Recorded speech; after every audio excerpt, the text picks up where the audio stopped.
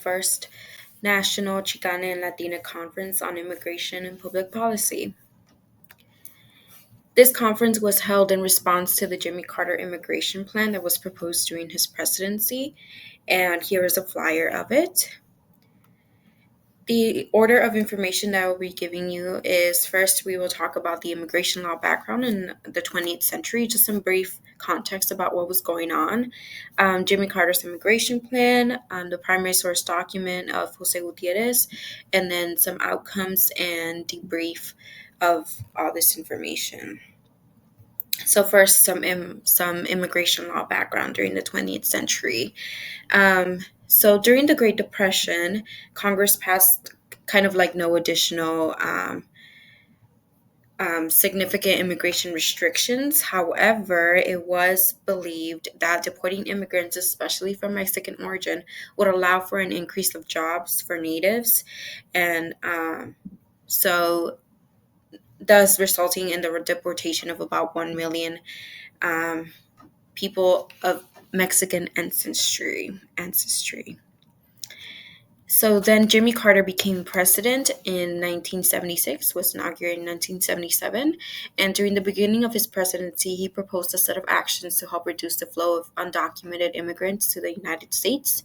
Some of these actions included make unlawful the hiring of undocumented aliens with enforcement by the Justice Department against those employers who engage in a pattern or practice of such hiring, increase significantly the enforcement of the Fair Labor Standards Act and the Federal Farm Labor Contractor Registration Act targeted to areas where heavy undocumented aliens hirings occur, and then substantially increase resources available to control the southern border and other entry points in order to prevent illegal immigration.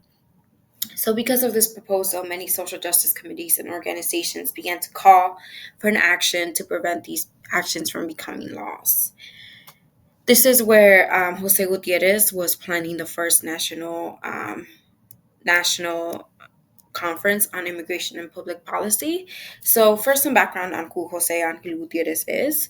He was an attorney and professor at the University of Texas at Arlington and was the founding member of the Mexican American Youth Organization and the founder that was past president of the Raza Unida Party. He was one of the committee members for this conference, and he wrote letters to friends and organizations that were about social justice and encouraged them to join the action against the Carter Plan.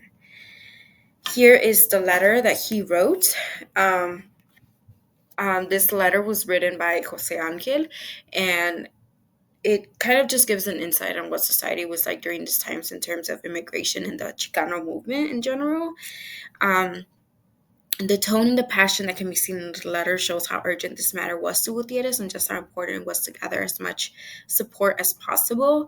In the second paragraph of the letter, Gutierrez uses repetition to emphasize his beliefs and his eagerness for change. He repeats the statement, "I believe," 3 times and continues to say, "I believe we must act now."